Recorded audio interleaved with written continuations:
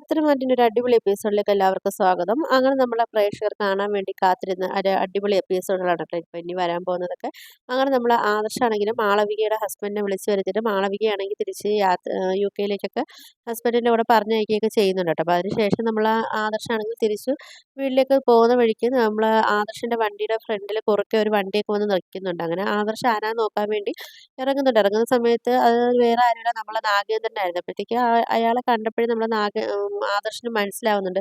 ഇതിനൊക്കെ രേഖാചിത്രം വരച്ച് കിട്ടിയിട്ടുണ്ടായിരുന്നല്ലോ. അപ്പോൾ അതിൽ കാണുന്ന അതേ ആളാണെന്നൊക്കെ നമ്മൾ ആദർശിന് മനസ്സിലാവുന്നുണ്ട്. അപ്പോൾ അങ്ങനെ നമ്മൾ ആ നാഗേന്ദ്രൻ വന്നിട്ട് ചോദിക്കുന്നുണ്ട്, എന്നെ മനസ്സിലായോ മോനെ ഇതിനൊക്കെ എന്നൊക്കെ ചോദിക്കുമ്പോൾ ആദർശ് പറയുന്നുണ്ട്, മുമ്പ് എനിക്ക് തന്നെ അറിയത്തില്ലായിരുന്നു, പക്ഷേ ഇപ്പം എനിക്ക് മനസ്സിലായി താൻ ജലജയപ്പച്ചിയുടെ ഭർത്താവല്ലേ എന്നൊക്കെ ഇങ്ങനെ ചോദിക്കുന്നുണ്ട്. മുത്തശ്ശനാണെങ്കിൽ അന്നേ പടി ഇറക്കി വിട്ടയല്ലേ എന്നൊക്കെ നമ്മൾ ആ നാഗേന്ദ്രൻ്റെ അടുത്തൊക്കെ ഇങ്ങനെ ചോദിക്കുന്നുണ്ട് കേട്ടോ. നമ്മൾ ആദർശാണെങ്കിൽ നമ്മൾ ആ നാഗേന്ദ്രൻ ചോദിക്കുന്നുണ്ട്, നിനക്ക് എന്നെ ഓർമ്മയുണ്ടായിരുന്നോ എന്നൊക്കെ ഇങ്ങനെ ആദർശിൻ്റെ അടുത്ത് ചോദിക്കുമ്പം ആദർശ് പറയുന്നുണ്ട്, എനിക്ക് തന്നെ ഓർമ്മയും കാര്യങ്ങളൊന്നും ഇല്ലായിരുന്നു, എന്തായാലും ഇപ്പം എനിക്ക് തന്നെ നല്ലപോലെ മനസ്സിലായല്ലോ എന്നൊക്കെ പറയുന്നുണ്ട്. പണ്ടാണെങ്കിലും മുത്തശ്ശനാണെങ്കിലും താൻ കള്ളക്കടത്ത് സ്വർണ്ണങ്ങളും ഒക്കെ ജ്വല്ലറിയിൽ കൊണ്ടുവന്ന് വിറ്റഴിച്ചതിൻ്റെ പേരിൽ മുത്തശ്ശൻ അവിടുന്ന് തന്നെ ചവിട്ടി പുറത്താക്കിയതല്ലേ എന്നൊക്കെ ഇങ്ങനെ പറയുന്നുണ്ട് കേട്ടോ. അപ്പോഴത്തേക്ക് തന്നെ അബിയുടെ സ്വഭാവം എന്നൊക്കെ ഇങ്ങനെ നമ്മൾ ആദർശ് പറയുന്നുണ്ട്. അപ്പോഴത്തേക്ക് നമ്മൾ നാഗേന്ദ്രൻ പറയുന്നുണ്ട്, അതേ പിന്നെ അച്ഛൻ്റെ സ്വഭാവം അല്ലേ മക്കൾക്ക് വരത്തുള്ളൂ എന്നൊക്കെ പറയുമ്പോൾ നമ്മൾ ആദർശ് പറഞ്ഞു, അത് ശരി തന്നെ, അച്ഛൻ്റെ സ്വഭാവം തന്നെ മക്കൾക്ക് വരുന്നതെന്നൊക്കെ ഇങ്ങനെ പറയുന്നുണ്ട് കേട്ടോ. അപ്പം നാഗേന്ദ്രനാണെങ്കിൽ നമ്മൾ ആദർശിൻ്റെ അടുത്ത് പറയുന്നുണ്ട്, എന്തായാലും നീയാണെങ്കിൽ ബുദ്ധിപൂർവ്വം തന്നെയാണല്ലോ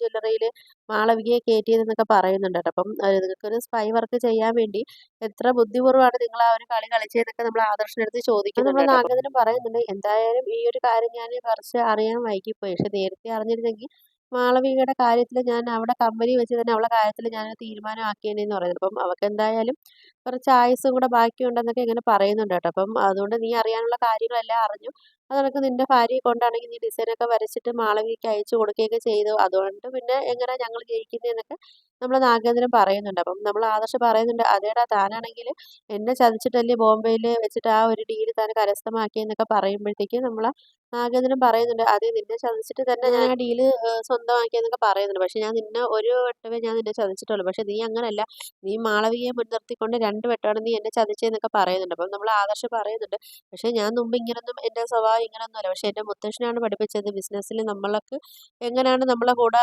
മറ്റുള്ളവർ പെരുമാറുന്നത് അതേ രീതിയിൽ തന്നെ അവർക്ക് തിരിച്ചടി കൊടുക്കണമെന്ന് എൻ്റെ മുത്തശ്ശനെ എന്നെ പഠിപ്പിച്ചതെന്നൊക്കെ പറയുന്നുണ്ട് കേട്ടോ. അപ്പം നമ്മൾ ആദർശ് പറയുന്നുണ്ട്, എന്തായാലും ഇനി നിൻ്റെ സ്വയം രൂപം ഞാൻ എൻ്റെ മുത്തശ്ശനെ കൊണ്ട് കാണിച്ചു കൊടുക്കുമെന്നൊക്കെ പറയുന്നുണ്ട്. അപ്പം നാഗേന്ദ്രൻ പറയുന്നുണ്ട്, നിനക്കതിന് കഴിയുമെങ്കിൽ നീ അത് ചെയ്ത് കാണിക്കാനൊക്കെ പറയുന്നുണ്ട്. അങ്ങനെ നമ്മൾ ആദർശാണെങ്കിൽ നമ്മളെ നാഗേന്ദ്രനെ പിടിച്ചൊക്കെ വലിക്കുന്നുണ്ട് കേട്ടോ വണ്ടിയിൽ കയറ്റാൻ വേണ്ടി, പക്ഷെ നമ്മൾ നാഗേന്ദ്രനാണെങ്കിൽ നമ്മൾ ആദർശിനെ കൈ തട്ടിയിട്ടൊക്കെ ആണെങ്കിൽ വണ്ടി എടുത്തുകൊണ്ട് നേരെ പോകുന്നുണ്ട്. അങ്ങനെ നമ്മൾ മുത്തശ്ശനാണെങ്കിൽ ഈ ഒരു ഡീലൊക്കെ ജയിച്ച സന്തോഷത്തിലാണെങ്കിൽ നമ്മൾ ആദർശിനെയും നയനെയും കാണാൻ വേണ്ടിയൊക്കെ വരുന്നുണ്ട് കേട്ടോ. അങ്ങനെ പിന്നെ നമ്മൾ മുത്തശ്ശനാണെങ്കിൽ ആദർശിൻ്റെ അടുത്ത് സംസാരിച്ചിട്ടൊക്കെ ആണെങ്കിൽ പറയുന്നുണ്ട്, എന്തായാലും മോനെ എനിക്ക് നിൻ്റെ അടുത്ത് വെറുക്കാനോ ഒന്നും ഈ മുത്തശ്ശനെ കൊണ്ട് പറ്റത്തില്ല, പക്ഷെ നീയാണെങ്കിൽ പരാജയപ്പെട്ടു വന്നാൽ തല കുനിച്ച് നിൽക്കുന്ന ആ ഒരു രംഗമൊന്നും എനിക്കിത് കാണാൻ പറ്റത്തില്ലായിരുന്നു, അതുകൊണ്ടാണ് ഞാൻ നിൻ്റെ അടുത്ത് ഇങ്ങനെ പെരുമാറിയത്. ഞാനിങ്ങനെ പെരുമാറിയാൽ മാത്രമേ നിനക്കാണെങ്കിൽ ആ ഒരു വാശിയോടുകൂടി ആ ശത്രുക്കളെ കണ്ടുപിടിക്കണം എന്നുള്ളൊരു വാശിയും കാര്യങ്ങളും നിനക്ക് വരത്തുള്ളൂ, അതുകൊണ്ടാണ് മോനെ ഞാൻ നിന്നിൽ നിന്ന് കുറച്ച് അകന്ന് നിന്നേന്നൊക്കെ പറയുന്നുണ്ട് കേട്ടോ. അപ്പോൾ പിന്നാണെങ്കിൽ മോളടുത്ത് മാത്രം ഞാൻ കുറച്ച് മുമ്പ് ഞാൻ ഈ സത്യങ്ങളൊക്കെ പറഞ്ഞ കാര്യം, മോളെ ഈ ഒരു അവസ്ഥയിൽ മോളെ സങ്കടപ്പെടുത്തണ്ട എന്നൊരു വിചാരിച്ചിട്ടാണ് ഞാൻ മോളടുത്ത് ഈ സത്യങ്ങളൊക്കെ പറഞ്ഞതെന്നൊക്കെ പറയുന്നത്. അപ്പോഴും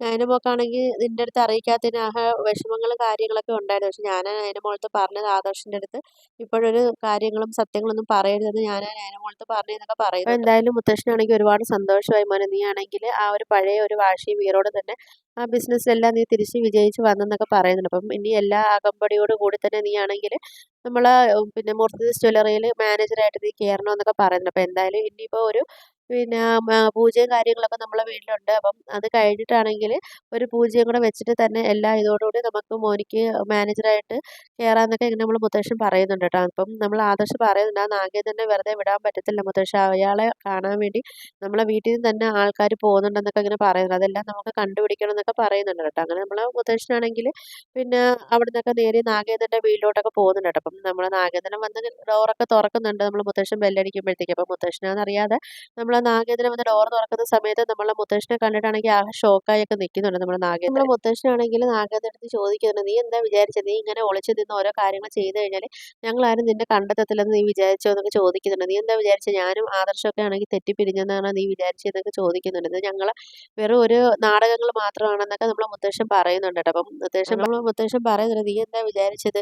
നിനക്ക് ഞങ്ങളങ്ങ് മൊത്തത്തിൽ ഇല്ലാതാക്കി കളയാമെന്ന് നീ വിചാരിച്ചോ എന്നൊക്കെ നമ്മളെ മുത്തശ്ശൻ ചോദിക്കുന്നുണ്ട് കേട്ടോ. അപ്പം നീയല്ല ഇതിനപ്പുറം നിന്നെയും കാട്ടി വലിയ ആൾക്കാരെ തന്നെ ഞങ്ങൾ ഇല്ലാതാക്കിയിട്ടുണ്ടെന്നൊക്കെ ഇങ്ങനെ പറയുന്നുണ്ട്. പിന്നല്ലേ നീ എന്നൊക്കെ നമ്മളെ മുത്തശ്ശനാണെങ്കിൽ പറഞ്ഞിട്ടാണെങ്കിൽ മുത്തശ്ശൻ നമ്മളെ നാഗേന്ദ്രനെ ആണെങ്കിൽ തലങ്ങും വിലങ്ങും ഇട്ട് അടിക്കുകയൊക്കെ ചെയ്യുന്നുണ്ട്. അങ്ങനെ മുത്തശ്ശൻ പറയുന്നുണ്ട്, ഇനി മേലെ എൻ്റെ കുടുംബത്തിൽ കയറി കളിക്കാൻ വേണ്ടി വന്നു പോരെന്നൊക്കെ പറയുന്നുണ്ട്. ഒരിക്കൽ നിന്നെ ഞാൻ എൻ്റെ കുടുംബത്തിൽ നിന്നാണെങ്കിൽ അടിച്ചിറക്കി വിട്ടതാ. ഇനി മേലെ എൻ്റെ കുടുംബത്തിൽ നീ വന്നു പോരെന്നൊക്കെ പറയുന്നുണ്ട്. നിന്നെ ഇനി ഞാൻ ഈ നാട്ടിൽ പോലും നിന്നെ കണ്ടുപോകരുത്.